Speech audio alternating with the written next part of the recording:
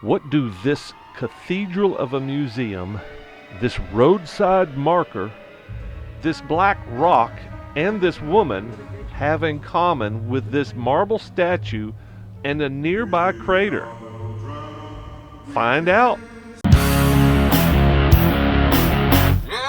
This story began for me over 40 years ago in this grand building on the campus of the University of Alabama. I was just a kid and lived 2 blocks away from this place that captured my imagination in many ways. The object of this story was located on the 3rd floor in the corner behind a big display behind glass. This time I found it on the 2nd floor. It is a space rock. Many at the time called it a comet. Much like my previous video exploring a giant space rock crater, this star fell on Alabama too. But what makes this rock special? Why is this rock in a museum? To answer this question, we must travel back 70 years to Sylacauga, Alabama, and meet Ann Hodges. Ann was a housewife in 1954, taking a nap on the couch when this star fell on Alabama. Folks in 3 states saw the meteor blazing across the sky like a Roman candle. The meteor crashed through the roof, bounced off a radio, and smacked Ann on her hip, causing a tremendous bruise and changing her life forever. Turns out Ann Hodges was, and still is, the only human in recorded history to be struck by a hot space rock.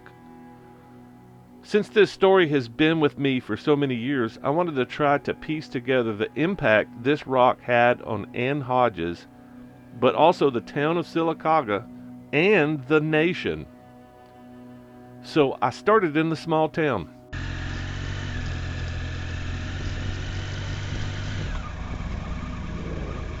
I have been through this town many times in the last few years, as it is a gateway to the magnificent Talladega National Forest, one of the few stretches of public land open to motorcycles and camping. It was familiar, but I did not know that the town had installed a marble statue commemorating the comet and putting it out in front of the town hall. The marble was cut locally from a quarry and placed proudly on the lawn. Next was a visit to the epicenter and an attempt to find the farmhouse where the meteor penetrated the roof to find Miss Ann on the couch. While I could not locate the house initially, I did find the location of the drive-in theater, the Comet Theater, that was recently torn down to make way for new housing. Oddly, the theater was built in 1949, 5 years before the meteor. So what are the odds of the Hodges house being directly across the street from the Comet Drive-In Theater? I was still curious if the house was still there, but could not find it. That is when I pulled in here to see if I could get some information.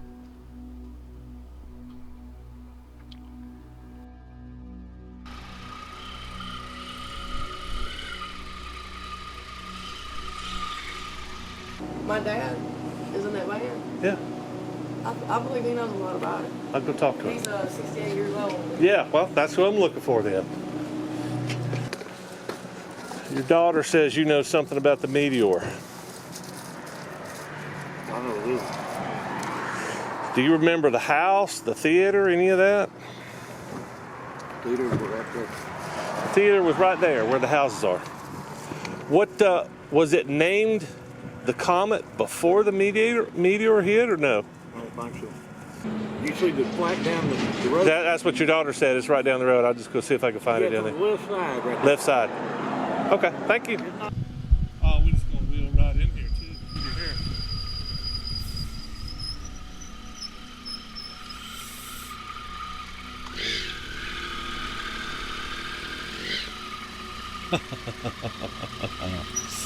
All right.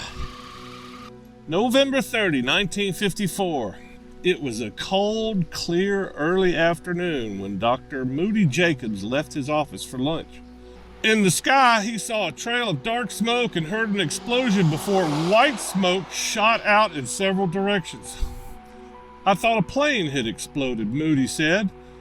Back by 1 p.m., he received a call to an Oak Grove home to treat Mrs. Ann Hodges, who had been struck by a comet. The descending fireball had actually been seen by many people across Alabama that day. The Air Force even searched for a crash. The next day, Julius K. McKinney, a farmer who lived near the Hodges, was driving a wagon when his mule shied away from a black rock in the road. After geological confirmations, McKinney sold the 3.5-pound rock to the Smithsonian Institute, where it resides today in the Hall of Meteorites. The Hodges and McKinney aerolites are the only known meteors from that day, but other comets surely reached the ground the day stars fell on Alabama. Freaking awesome. We lived our little drama, we kissed in a field of wine, and stars fell in Alabama last night. I can't forget the glamour, your eyes held a tender light, while the stars fell in Alabama last night. I never planned in my imagination a situation so heavenly, a fairyland where no one else could enter. All right, now then, let's have our next contestant, please. Will you come in?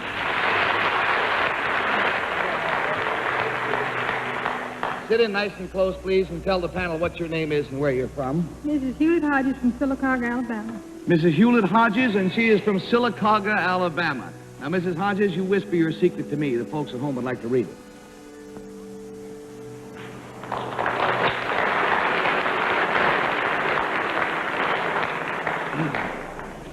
All right, panel.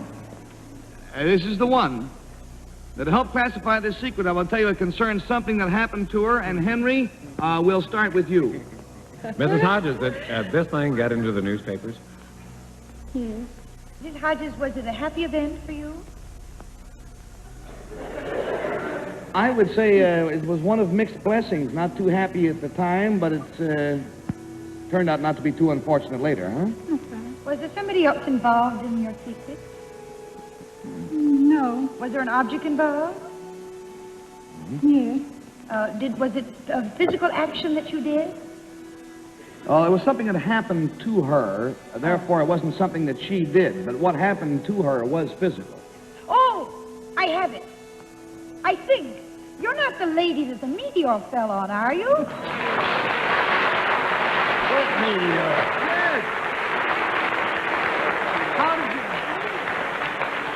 How did you know, Faye? We're going to give her the complete $80. Now,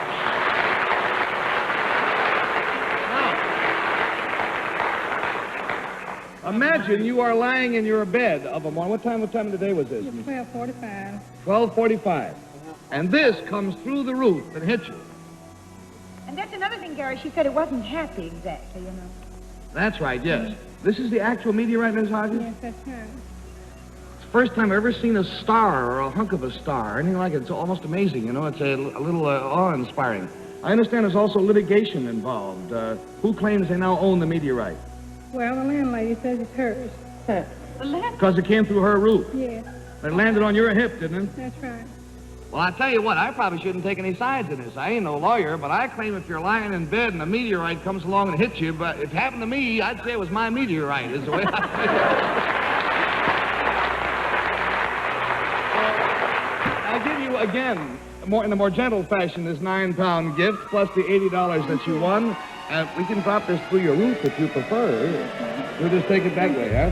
Thank you very much, Mrs. Hodges, for being with us.